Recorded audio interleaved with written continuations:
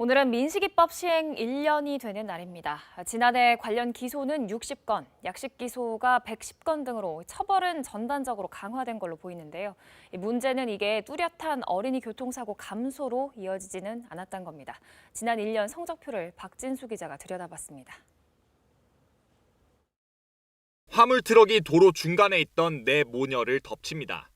2살 배기 아이가 숨졌습니다. 학교 앞 도로, 횡단보도 양편에 불법 주정차된 차량들, 모두 어린이 보호구역 아닙니다.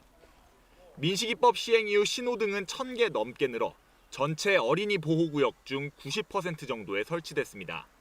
단속 장비도 2019년 대비 2,600대 넘게 설치돼 14%포인트 증가했고 내년까지 전체 어린이 보호구역의 60%에 단속 장비가 설치될 계획입니다. 실제 서울시의 경우 어린이 보호구역 내 차량 통행 속도도 6.7% 줄은 것으로 나타났습니다.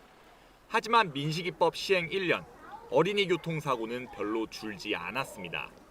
지난해 483건의 사고가 발생했는데 사망 3명, 부상은 507명이었습니다.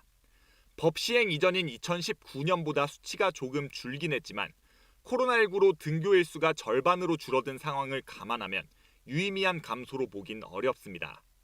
어린이 보호구역이 말뿐인 어린이 보호구역이었습니다. 신호등 설치, 과속단속 카메라 설치 등 많은 설치, 실질적인 어린이를 보호하기 위한 설치가 진행되고 있다는 점, 이 점 주목해야 될 것 같고요. 단속이나 처벌 강화에 더해 추가 대책이 필요하다는 지적도 나옵니다. 간단한 교통안전시설 확충으로도 사고를 막을 수 있다는 겁니다.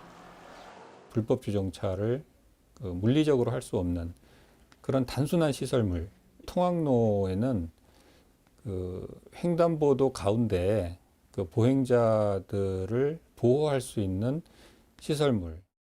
도로 중간에 보행섬, 구부러진 도로, 좁아지는 도로. 외국의 통학로는 불법 주정차가 불가능하고 운전자가 속도를 줄일 수밖에 없게 돼 있는데 교통사고를 줄이는 데 효과적인 것으로 분석되고 있습니다. KBS 뉴스 박진수입니다.